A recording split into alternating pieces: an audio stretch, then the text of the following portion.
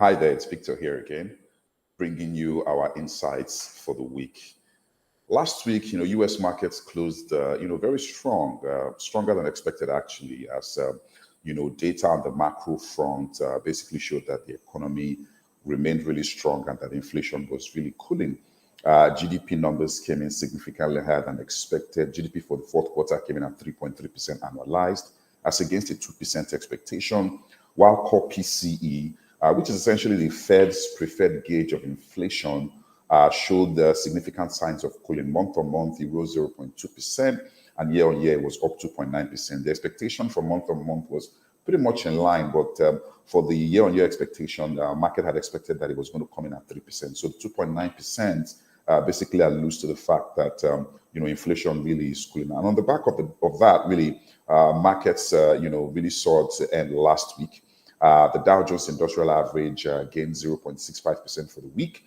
The S&P was up 1.06% for the week, while the Nasdaq gained 0.95% for the week.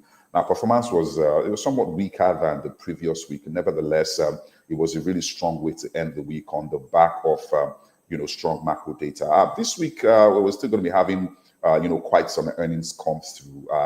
It would be a very busy one. About 19% of S&P companies will be reporting this week. A substantial portion or part of the Magnificent Seven will be reporting this week. We expect to see reports from Apple, from Microsoft, Meta, Amazon, Alphabet. They're going to put out their results this week. So clearly, the market this week would likely be driven by the outcome of these results. As last week, the initial days last week were sort of soft because we had seen disappointing data, particularly from Tesla. But I think going into the rest of this week, the kind of results that we see from these tech giants would go a long way in determining how the market reacts for the rest of the week. Also, the FOMC is basically going to have its two-day meeting commencing on Tuesday. The expectation really is that rates will be held steady, but I think that markets will essentially still be looking to get some guidance as to what the Fed says and what it does, particularly with respect to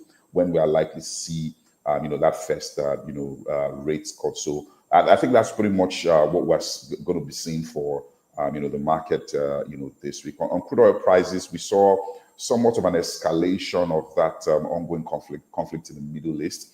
A Houthi drone struck a military base in Jordan that basically claimed the lives of 3 American servicemen and 25 were injured. It really remains to be seen how the U.S. responds here.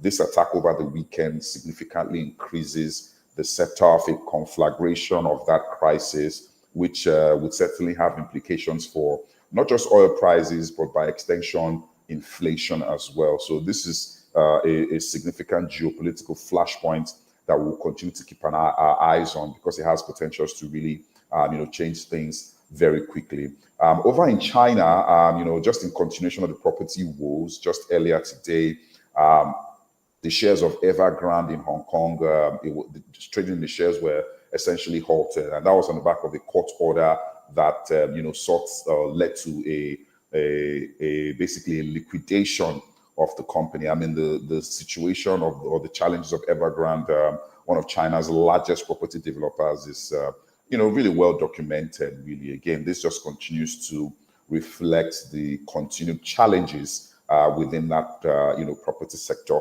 Back home in Nigeria, last week system liquidity was somewhat subdued. Started at about 131 billion. However, we saw a PMA auction in the course of the week, midweek actually, where stop rates on maturities across board was increased.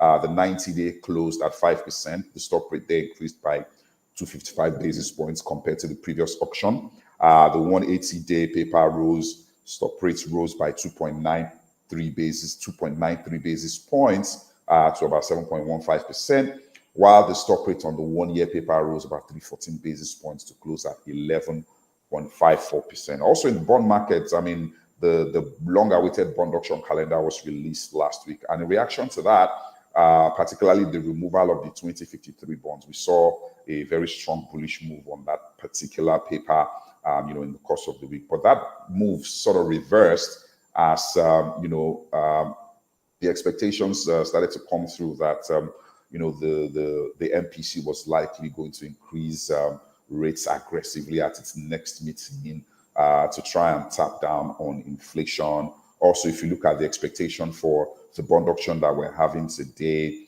the stop rates are significantly higher than what the secondary market is. So all of that basically created a reversal in the bullish trend that we had seen on the 2053. The auction holds today. We'll be looking forward to the outcome of that auction because that would largely determine, at least in the near term, what we see, not just in the bond market, but in the entire fixed income complex in Nigeria.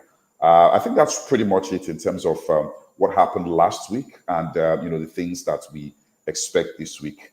Do have a truly productive week. Thank you very much.